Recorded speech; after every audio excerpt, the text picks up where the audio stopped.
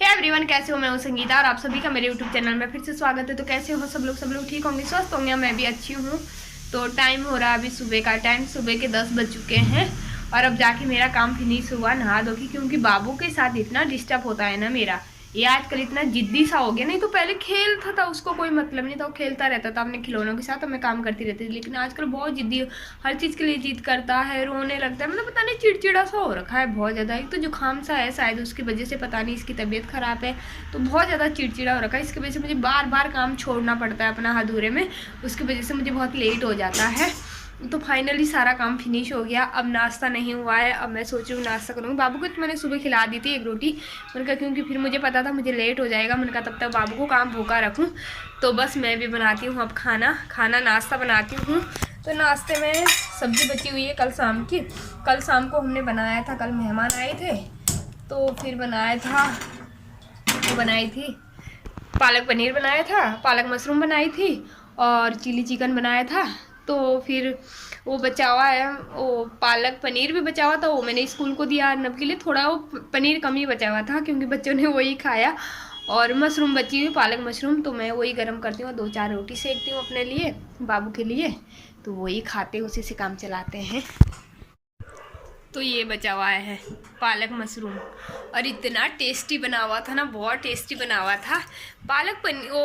पनीर इतना अच्छा नहीं लगा, मैंने खाया नहीं, मुझे मशरूम बहुत पसंद आया, पालक मशरूम।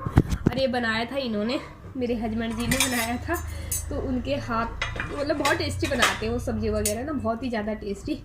तो बहुत टेस्टी बना हुआ था। तो मैंने भी 4-5 रोटी खाई, पहली बार खाई होगी इतनी रोटियाँ। तो बस मैंने फटाफट से रोटियां सेक लेती हूँ। आटा सुबह मैंने गूंद के रखा हुआ था, और जब सुबह स्कूल जाता है ना तो उसके लिए सुबह सुबह गूंदना पड़ता है। तो बस उसके भी अब 2-3 दिन बचे हैं स्कूल, उसके बाद उसके भी आगे। तो मेरा नाश्ता हो गया बन के तैयार। ये देखिए 4 रोटी ली मैंने, आधी बाबू को खिलाई, चाय बनाई थोड़ी सी, चाय क्या दूध ही दूध है, दूध में पत्ती डाली मैंने। और ये वो पालक मशरूम की सब्जी है। तो मैं कर लेती हूँ नाश्ता। तो आप लोग भी आ जाइए नाश्ता करने। आजा बेटा, आओ, आजा भैया, तू भी आजा।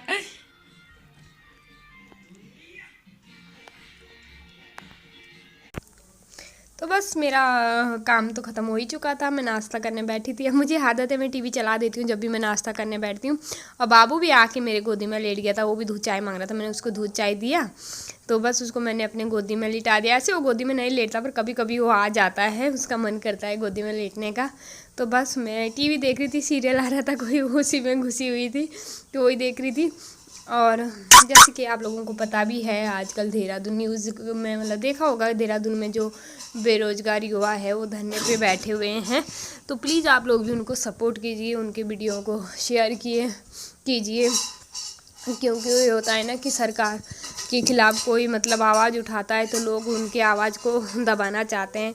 और मैंने वहाँ देखा कि वहाँ नेता भी आ रहे थे, लेकिन उन्होंने नेता लोगों को ऐसे भगाया और उन्होंने बहुत अच्छा किया, क्योंकि वो बच्चे हैं, वो पॉलिटिक्स नहीं जानते।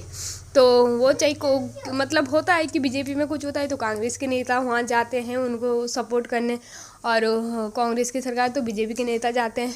तो उनके लिए कांग्रेस बीजेपी कुछ नहीं है, वो पढ़ने वाली स्टूडेंट है, उनके साथ जो गलत हुआ है भाई उनको उसका वो चाहिए।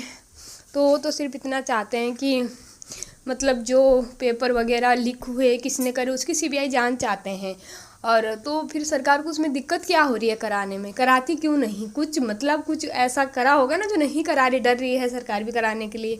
मुख्यमंत्री क्यों नहीं करा रहा है? करानी चाहिए ना। और जो उनके अध्यक्ष है उनको भी उठा के लेके गए, जमानत तक नहीं दे रहे हैं।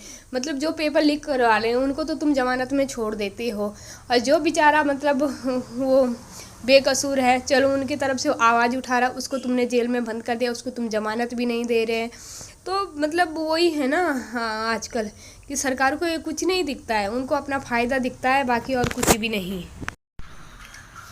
तो खाना वाना तो हो गया, खाना वाना तो कब का हो रखा है। खाना खाने के बाद पपीता भी खा लिया, तो खाना वाना हो गया था। फिर बाबू को लेके गई थी थोड़ा सा राउंड मारने, तो मैंने आईब्रो भी बनवा के लाई। देखो पता नहीं इतने दिन से मतलब सोच के आज गई भी 2 दिन, लेकिन वो बंद थी, लेकिन मैंने उससे नहीं बनवाई, दूसरी वाली से, वो आज भी बंद थी।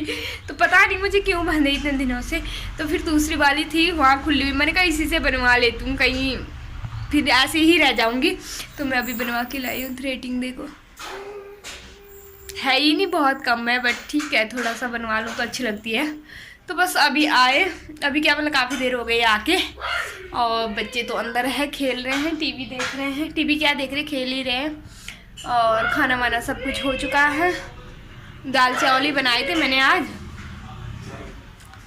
और आप लोगों को पता होगा कि अभी देहरादून में बहुत मतलब जो युवा है वो धरने पर बैठे हैं, क्योंकि मतलब पेपर लीक हो रहे हैं। मतलब कितने बार वैकेंसियाँ निकल गई लेकिन वही पेपर लीक हो जाते हैं उसकी वजह से, क्योंकि बच्चे भी बहुत ज़्यादा परेशान हो चुके हैं। क्योंकि बच्चों की लाइफ जो होती है ना बहुत मुश्किल होती है। और ख़ासकर जो हमारे पहाड़ से आए हैं, रूम लेके रहते हैं, उनको पता है हाँ मतलब मम्मी पापा घर में खेती करते, कैसे कैसे पैसे भिजवा के बच्चों को मतलब यहाँ वो करते हैं, खर्चा दे रहे हैं अपने बच्चों को। अब बच्चे इतने सालों से तैयारी कर रहे हैं, मतलब कोई तो 30 साल के हो गए तैयारी कर रहे हैं, अभी तक जॉब नहीं मिली है। क्योंकि एक तो निकालते नहीं है, वैकेंसी निकालते हैं तो वो पेपर लीक करा देते हैं, या फिर मतलब क्या है यार, मतलब मजाक समझ रखा है। आ रहा है क्या? और तो मतलब मैसेज आ रहे हैं, मैसेज आ रहा था, मेरे भतीजा भी है ना गया हुआ वहाँ, तो उसका मैसेज आ रहा है।